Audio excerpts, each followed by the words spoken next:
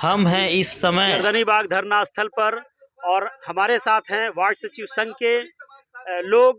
और जैसा कि आप जानते हैं वार्ड सचिव संघ भी अड़े हुए हैं, डटे हुए हैं, टिके हुए हैं इस धरना स्थल पर कि हम हटेंगे नहीं, झुकेंगे नहीं जब हमारी मांगे पूरी नहीं हो जाती है। हम बात करते हैं। बताइए, इतना दिन हो गया, लगभग मेरे ख्याल से 160 दिन, 159-60 दिन हो गया है, लेकिन आप अभी तक टिके हुए हैं।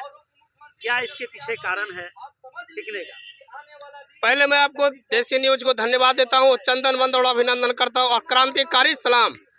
हमारे टिकने का मेन मकसद है कि हमने काम किए। अगर कोई मजदूर कहीं भी काम करते हैं तो उनको पेमेंट दिया जाता है शाम के वक्त में।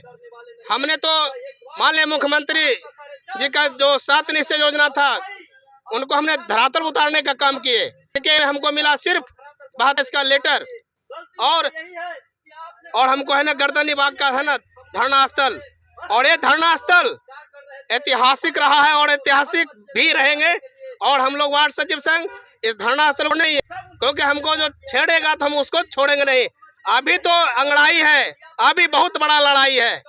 अच्छा, ये बताइए, 160 दिन कम नहीं होता है, लगभग 6 महीना, और 6 महीना से टिके हैं। आगे भी संघर्ष आपकी जारी है। आप लोग क्या चाहते हैं? क्या ये धरना स्थल छोड़कर नहीं जाएंगे जब तक आपकी मांगे पूरी नहीं होती है? बहुत सारे राजनीतिक दलों का, राजनीतिक पार्टियों का भी यहाँ पे सम्मिला, लेकिन सरकार क्या कह रही है? सरकार आपसे बात की है, नहीं की है? उनका क्या मानना है?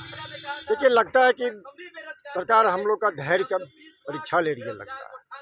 और हम लोग में धैर्य है, वो सरकार जो देख लेगी। अभी 160 दिन ही हुआ है, और भी हो सकती है। और मैं आपके चैनल के माध्यम से सरकार को ये बता देना चाहता हूँ कि जो कि हम लोग का जो है जितना दिन अधिक हम लोग को जो यहाँ पे रखेगी सरकार रखेगी, उतना ही वो जो घाटा में रहेंगे। वो देखिए भाई, एक है सब सरकार अपना राज नफा देख रही है, और उसी नीति के नफा नुकसान सरकार ने एक जेल नियम में संशोधन किया।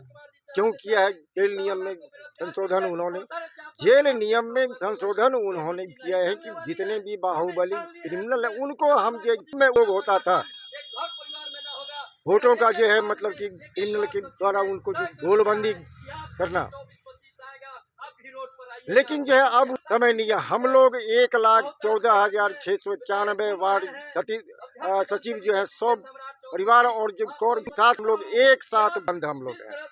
कोई इनको बाहुबली काम नहीं आएगा। इसीलिए मैं मुख्यमंत्री महोदय से मैं आग्रह करना चाहता हूँ कि इस तरह उन्होंने गुंडों बदमाशों के लिए जो जेल नियम में एक संशोधन किया है, उसी तरह हमारे भी पंचायती राज विभाग में एक सिर्फ संशोधन करना है, एक अमेंडमेंट करना है उनको, है ना, कि 72-19 को जो लेटर है उसमें एक संशोधन हो जाएगा। छोटा सा संशोधन है ना। उस संशोधन का माननीय मंत्री जी ये हो गया, आपको 1,14,000 जो है आपको जो है मतलब कि एक मुश्त आपको आएंगे, उनके परिवार के सहित आएंगे, कर कुटुंबों के साथ आएंगे। लेकिन आपने जो है चंद भावों के चलते आपने एक बहुत बहुत धन्यवाद। तो हमारे साथ हम ये जानने की कोशिश कर रहे हैं कि आखिर क्या वजह है कि सरकार इनकी सुन नहीं रही है, और ये सरकार को सुनाने के लिए खड़े हैं, अड़े हैं, टिके हैं, डटे हैं। इनका मानना है कि चाहे जो हो जाए हम यहाँ से हटेंगे नहीं, हम यहाँ से झुकेंगे नहीं। हमारे साथ रवि जी हैं, और ये टाटा टिस्को में भी काम कर चुके थे, लेकिन सरकार के आह्वान पर ही इन्होंने काम वहाँ से छोड़कर वार्ड सचिव में यहाँ आए और इन्होंने यहाँ काम किया। इनको पैसा मिला।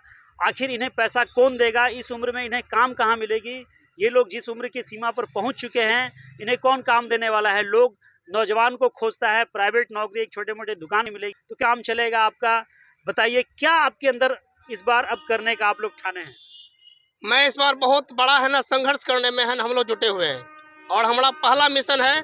कल जो हम लोग मिशन बना रहे हैं 12 तारीख को इस गर्दनी बाग धरना में बहुत बड़ी रेखा लेके हम लोग निकल रहे हैं, क्योंकि हर जिला में जाके बेरोजगारी यात्रा और अधिकार रैली निकाल रहे हैं। और इनको जो माननीय मुख्यमंत्री जी हैं, मैं इनको दिखा देंगे। अगर आप आगे आगे हल चलाइएगा तो पीछे से मैंने चौकी देने का काम करेंगे। आपको एक जो हत्यारा है उसके लिए आप अमेंडमेंट कर देते हैं, संशोधन करके निकाल लेते हैं, अंदर से बाहर करते हैं।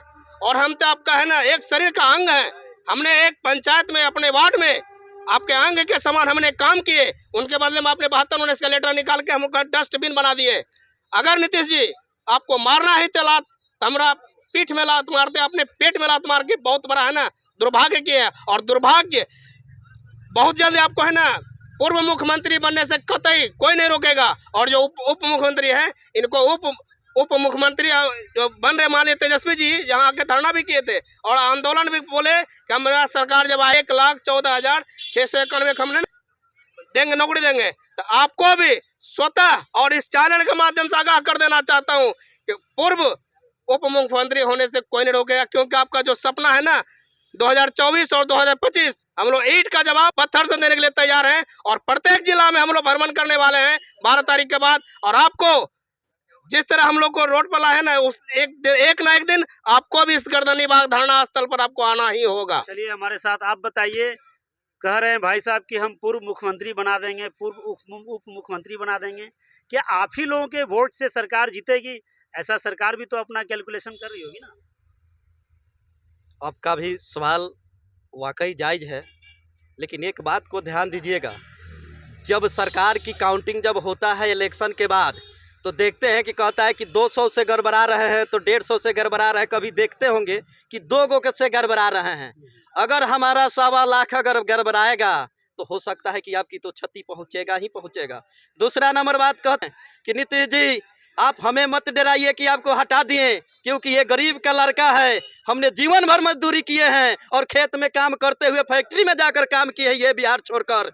आज भी आपने बिहार से बुलाकर इस बिहार में ने हमने एक लॉलीपॉप देकर 4.5 साल मजदूरी दिए हुए बिना कोई मान दे दिए है। एक तो बेशर्मी का हद आप लोग पार कर दिए। कौन ऐसा कानून में लिखा है कि 4.5 साल काम कराकर और किसी को मजदूरी नहीं देकर और उसको पद से हटाकर और दूसरे व्यक्ति को फेर लाना, ये कौन सा नीति और नियत आपका दोहरी नीति आपका चल रहा है? नीतीश जी ऐसा बात नहीं है, लेकिन आप ध्यान दे दीजिए, आपका खानदान आपका घर परिवार राजनीति करने वाला व्यक्ति को चाहता है कि हमारा गद्दी चाहिए, क्योंकि उनके गद्दी बिना सुख नहीं मिलता है। इसीलिए लड़ाई होता है कि हमारा सरकार, हम तो मजदूरी करने के लिए झारखंड हरियाणा पंजाब चले जाएंगे, लेकिन नीतीश जी आप कहाँ जाइएगा? आपका ये जो चाचा भतीजा का सरकार है वह कहाँ जाएगा मजदूरी करने? हमको मत डराइए, लेकिन एक बात जान लीजिए, ये 1.25 लाख का परिवार अगर रो रहा है तो उसका बद्दुआ आपके ऊपर पड़ेगा। आज भी समय है, आज भी आपके पास कुछ समय है